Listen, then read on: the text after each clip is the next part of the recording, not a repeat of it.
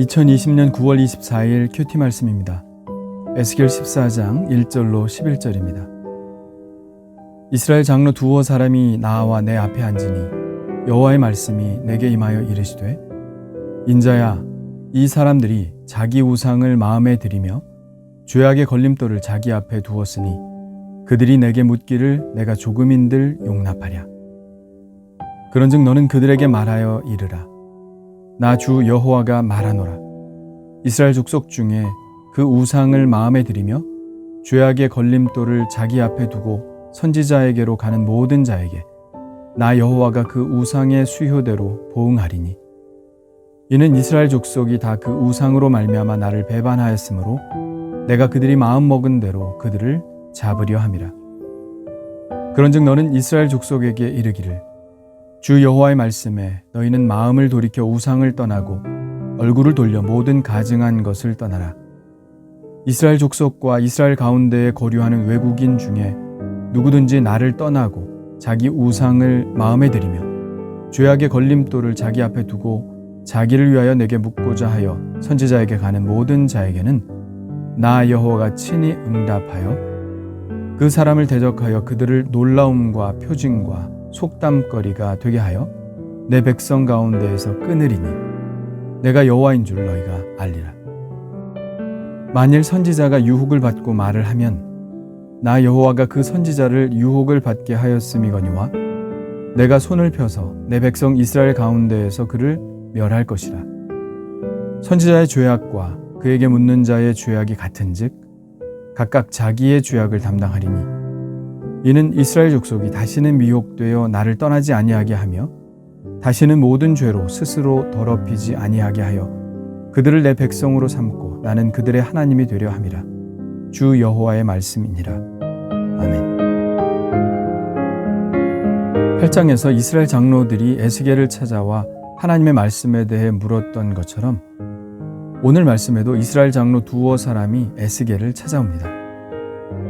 8장에서 장로들이 찾아온 것은 예루살렘의 운명에 대해서 듣고자 온 것이라면 오늘 찾아온 장로 두어 명은 내용은 알 수 없지만 개인적인 일에 있어서 하나님의 응답을 받고자 나온 사람들입니다. 과연 하나님께서 그들에게 응답해 주실까요? 예, 만일 그들이 하나님만 의지하는 자들이었다면 그렇게 하셨을 겁니다. 그러나 그들은 그런 사람이 아니었습니다. 하나님은 사람의 중심을 보시는 분이시죠. 하나님께서 그들의 중심을 보니 그들은 하나님만 의지하는 사람들이 아니었습니다. 그래서 하나님은 에스겔에게 이렇게 말씀하십니다. 3절입니다.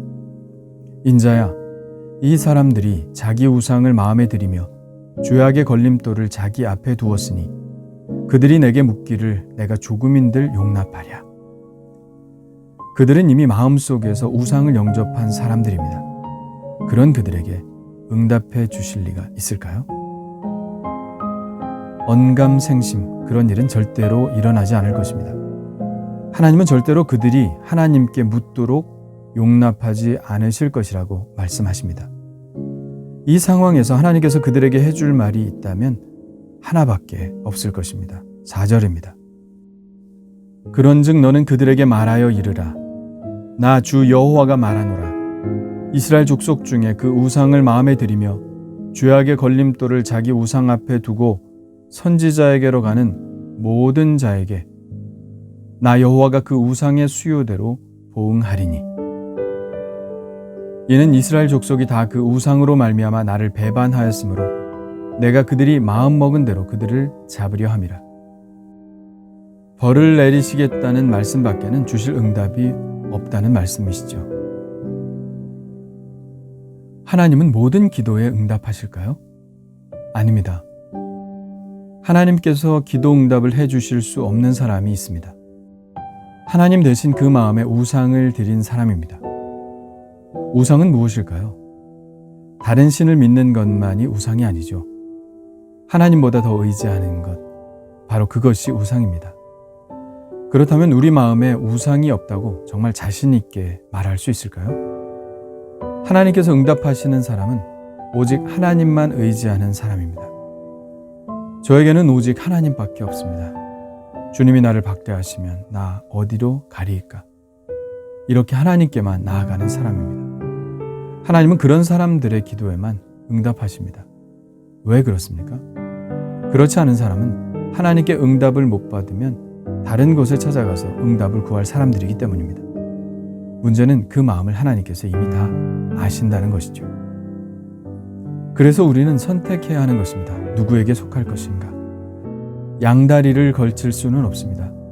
유다의 죄는 하나님을 섬기지 않은 죄가 아니었습니다. 혼합 종교가 원인이었죠. 혼합 종교는 이것도 믿고 저것도 믿는 것입니다.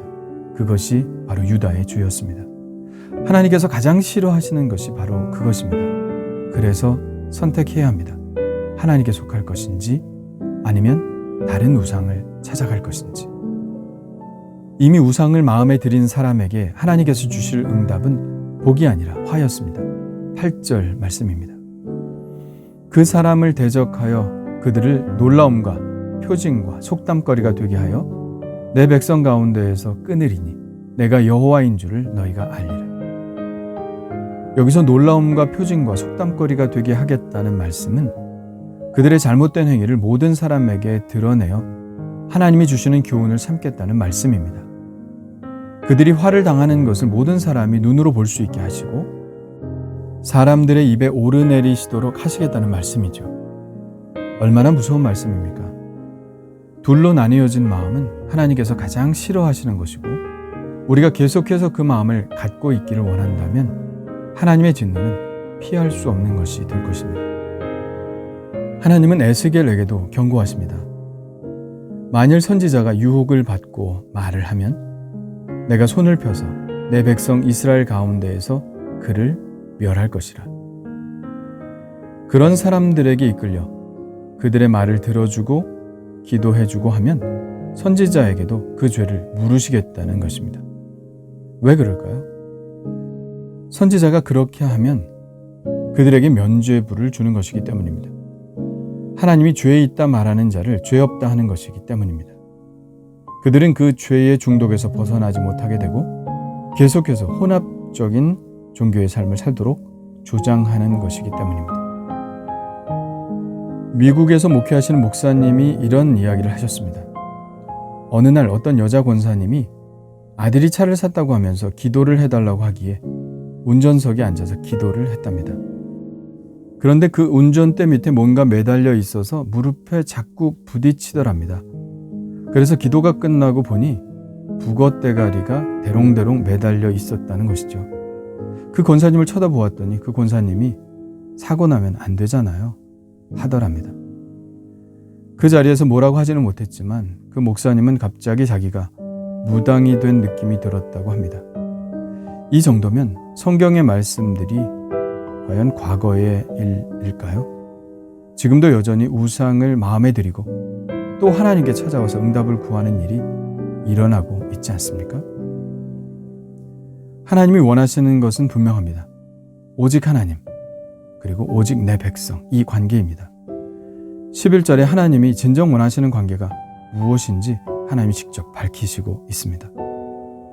이는 이스라엘 족속이 다시는 미혹되어 나를 떠나지 아니하게 하며 다시는 모든 죄로 스스로 더럽히지 아니하게 하여 그들을 내 백성으로 삼고 나는 그들의 하나님이 되려 함이라. 주 여호와의 말씀이니라. 하나님이 원하시는 것은 그들이 죄를 버리고 하나님과 친밀한 관계가 되는 것입니다. 이스라엘 백성들은 오직 하나님이란 고백을, 하나님은 오직 내 백성이라 말씀하시는 그 관계가 되기를 원하시는 것입니다. 마음속에 우상을 드리고 있으면서 이런 관계가 될 수는 없겠죠. 그들에게 기도 응답을 해주면서 이런 관계가 될 수는 없습니다. 과연 나는 하나님과 이런 관계인가요? 오직 하나님밖에는 없나요?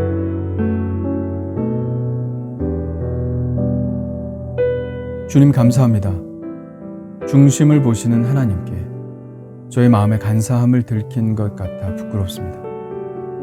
제 마음속에 다른 것을 의지하는 마음이 없게 하시고 오직 하나님만 제 마음에 있게 하옵소서. 오직 서로만을 바라보는 연인 관계처럼 그렇게 하나님만 사랑하고 의지하는 마음이 되게 하옵소서. 그래서 하나님께서 저의 기도에 응답하시고 저의 길을 인도하시는 그런 삶이 되게 하옵소서. 예수님의 이름으로 기도합니다. 아멘.